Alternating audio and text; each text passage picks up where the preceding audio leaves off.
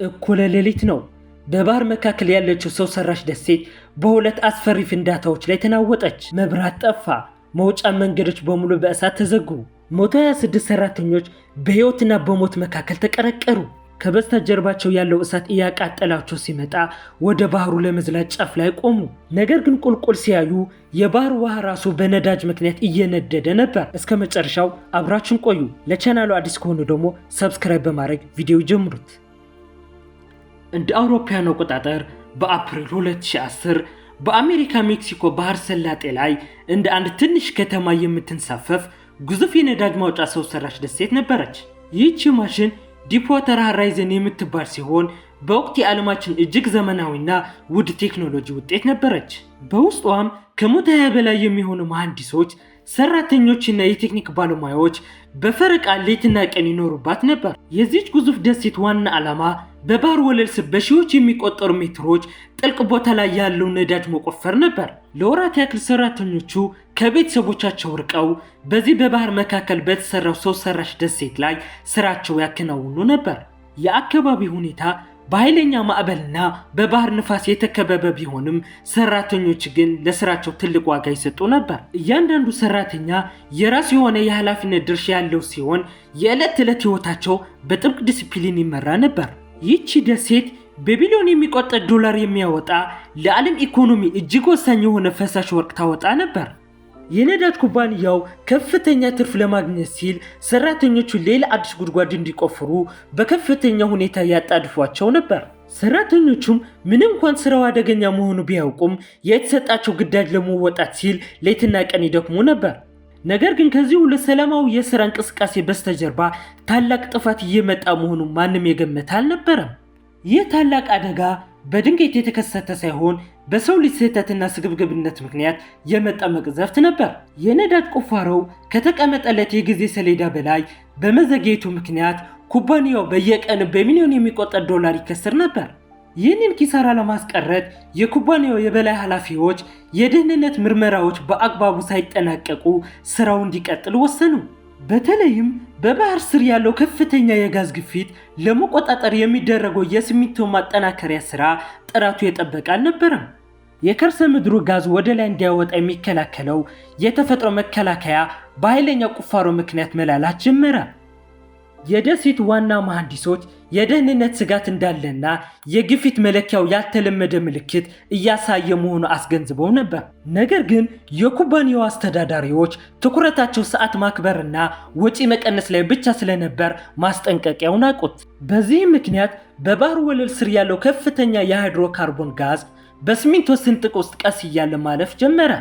ጋዙ ወደ ላይ ቧንቧ መስመር ሲቃረብ ከፍተኛ የሆነ የሙቀት መጠን ያልተለመደ ድምፅ መፍጠር ጀመረ። ይህ አደገኛ ጋዝ ወደ ደሴቱ የኤሌክትሪክ ክፍሎችና ሞተሮች አካባቢ ሲደርስ ብልጭታ እንደሚፈጥር የታወቀ ነበር። በመጨረሻም የሰው ልጅ ግዴለሽነት ተፈጥሮ ሲገዳደረው በተፈጥሮ የራሷ አስፈሪ ምላሽ ለመስጠት ሰከንዶች ብቻ ቀርቷት ነበር። ሰዓቱ እኩለ ሌሊት አካባቢ ሲሆን አብዛኞቹ ሰራተኞች በእረፍት ክፍላቸው ውስጥ በጥልቅ እንቅልፍ ላይ ነበሩ። በድንገት ከመሬት በታች የሚመጣ የሚመስል እጅግ አስፈሪ የሆነ የመናወጥ ድምፅ መላው ደሴት እያናወጠ ቀሰቀሳቸው። ከፍተኛ ግፊት ያለው የተፈጥሮ ጋዝ ከባህር ስር በኃይል ተገፍቶ በመውጣት በዋናው የቁፋሮ ቧንቧ ላይ ፈነዳ። ከመጀመሪያው ፍንዳታ በመቀጠል በሰኬንዶች ልዩነት ውስጥ መላው አካባቢ ያናጋ ሁለተኛው ግዙፍ ፍንዳታ ተከሰተ።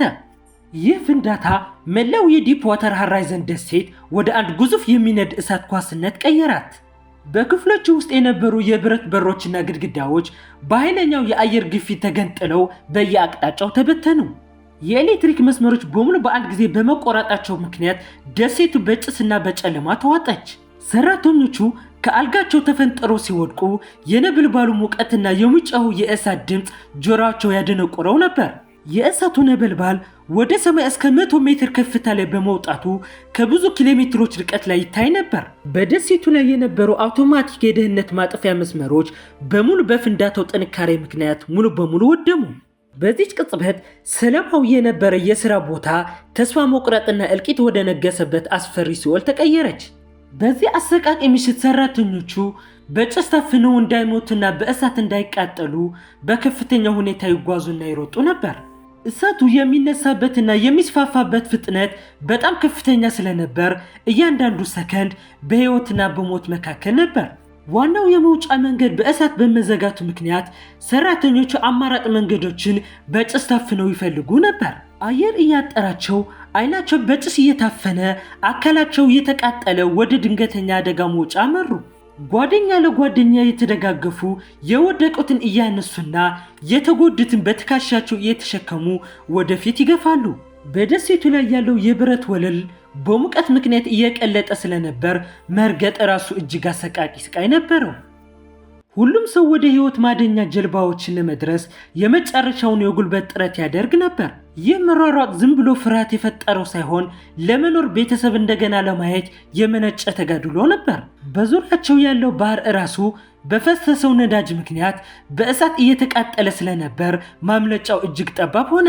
ሰራተኞቹ እርስ በእርስ እየተጠራሩ በጨለማ ውስጥ የእጅ ባትሪ እያበሩ ወደ ሕይወት ማምለጫው ነጥብ ይተማሉ። ይህ የህልውና ጀብዱ እያንዳንዱ ሰው የውስጥ ጥንካሬውና ጀግንነቱ እንዲያወጣ ያስገደደ ታላቅ ፈተና ነበር። በዚህ ታላቅ ትርምስ የደሴቱ ረዳት ካፒቴንና ጥቂት መሐንዲሶች ራሳቸው ከማዳን ይልቅ የቁጥጥር ክፍል ውስጥ ለመቆየት ወሰኑ። ዓላማቸውም የፍንዳታው ኃይል ሊቀንስ የሚችለው የድንገተኛ ጊዜ ማገጃ ማስተካከል ሲደረግ ነበር። እሳቱን ወደ ክፍላቸው እያዳረሰ መሆኑን እያዩም ቢሆን የሌሎች ሕይወት ለመታደግ ሲሉ ከቦታቸው አልተንቀሳቀሱም። የኮምፒውተር ሲስተም ባይሰሩም እንኳን በእጃቸው የደህንነት ቁልፎችን ለመጫን በጭስ ውስጥ ይታገሉ ነበር። ሌሎች ሰራተኞች ደግሞ ወደ ማምለጫው ጀልባ መግባት የማይችሉትን አቅመ ደካሞች የቆሰሉ ሰዎችን ይረዱ ነበር። ፍርሃትን አሸንፎ በዚህ የጋለ እሳት ውስጥ መቆየት እጅግ ከፍተኛ የሆነ የስነ ልቦና ጥንካሬ የሚጠይቅ ስራ ነው። እነዚህ ጀግኖች የራሳቸውን ደህንነት ወደ ጎን በመተው የብዙ ሰዎች ሕይወትን ካለቀበት አደጋ ማውጣት ችለዋል። እሳቱ የቁጥጥር ክፍል ግድግዳ ሰብሮ እስኪገባ ድረስ የመጨረሻውን የደህንነት መልእክት ለአዳኝ ቡድኖችን አስተላለፉ። ታሪካቸው በቃላት የማይገለጽ የጀግንነት ጥግ ሲሆን፣ በዚያው ጨለማ ምሽት እንደ ብርሃን ያበሩ ውድ ሰዎች ነበሩ። በመጨረሻ ምንም አይነት ተስፋ እንደሌለው ሲረዱ ወደ መጨረሻውና አስፈሪው የማምለጫ አማራጭ ለመሄድ ተገደዱ። ወደ ሕይወት ማዳኛ ጀልባዎች መድረስ ያልቻሉትን የመጨረሻዎቹ ሰራተኞች በደሴቱ ጫፍ ላይ ተቀረቀሩ። ከበስተጀርባቸው ያለው እሳት እያቃጠላቸው ሲሆን፣ ከፊታቸው ደግሞ ጨለማውና የሚያናውጠው የባህር ውሃ ይጠብቃቸዋል። ከቆሙበት ቦታ እስከ ባህሩ ወለል ድረስ ያለው ርቀት ወደ 30 ሜትር ወይም የ10 ፎቅ ህንፃ ከፍታ ያክል ነበር። ከዚህ ከፍታ ላይ ወደ ባህር መዝለል ልክ ኮንክሪት ላይ የመውደቅ ያክል አደገኛና ሕይወት የሚያጠፋ ሊሆን ይችላል። ነገር ግን እዚያው ቆሞ በእሳት ከመቃጠል ይልቅ ወደ ባህሩ መዝለል ብቸኛው የመኖር ተስፋ መሆኑን ተረዱ። በመሆኑም እርስ በርስ ተያይዘው አይኖቻቸውን ጨፍነው ወደ አስፈሪው ጨለማ ባህር ራሳቸውን ወረወሩ። ውሃው ውስጥ ሲገቡ ባለው ከፍተኛ ግፊት ምክንያት የአንዳንዶቹ አጥንት ሲሰበር፣ ሌሎቹ ደግሞ ራሳቸውን ሳቱ። ነገር ግን ለመኖር ያላቸው ፍላጎት በውሃ ውስጥ እየዋኙ ወደ ላይ እንዲወጡ አየር እንዲተነፍሱ አደረጋቸው። በውሃው ላይ የፈሰሰው ዘይትም እየነደደ ስለነበር እሳቱን እየቀዘፉ ከተቃጠለው ደሴት ርቀው መዋኘት ነበረባቸው። በአደጋ ጊዜ ጥሪው ከደረሳቸው በኋላ በአቅራቢያው የነበሩ የነፍስ አድን መርከቦችን ወደ ስፍራው በፍጥነት ደረሱ። መርከቦቹ ወደሚነደው ደሴት ሲቃረቡ የሚታየው እይታ እጅግ አስፈሪና ልብ ሰባሪ የሆነ ትዕይንት ነበር። በባህሩ ላይ እየዋኙ በማምለጫ ጀልባዎች ላይ ሆነው የሚቃትቱ ሰራተኞችን ማውጣት ጀመሩ። የነፍስ አድን ሰራተኞቹ የቆሰሉትና በጭስ የተጎዱ ሰዎች በመርከቦች ላይ የመጀመሪያ እርዳታ ሰጧቸው። ብዙዎች ሰራተኞች በድንጋጤና በብርድ እየተንቀጠቀጡ ቢሆኑም በሕይወት መትረፋቸው ሲያምኑ ማልቀስ ጀመሩ። ሄሊኮፕተሮችም እጅግ የከበዱ ቁስለኞች ወደ ሆስፒታል ለማጓጓዝ በባህር ላይ በተደጋጋሚ ይመላለሱ ነበር። በአጠቃላይ በቦታው ከነበሩ 126 ሰራተኞች መካከል አብዛኞቹ በሕይወት ማዳን የተቻለ ሲሆን 11 ግን ሞቱ። የሞቱ ሰራተኞች በፍንዳታው የመጀመሪያ ሴኮንዶች ውስጥ ሕይወታቸው ያለፈ መሆኑ በምርመራ ታውቋል።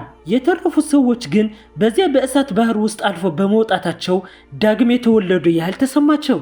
ይህ የማዳን ሥራ በብዙ ሺዎች የሚቆጠሩ ሰዎች ትብብርና ከፍተኛ ጥረት የጠየቀ ታላቅ ታሪክ ነበር።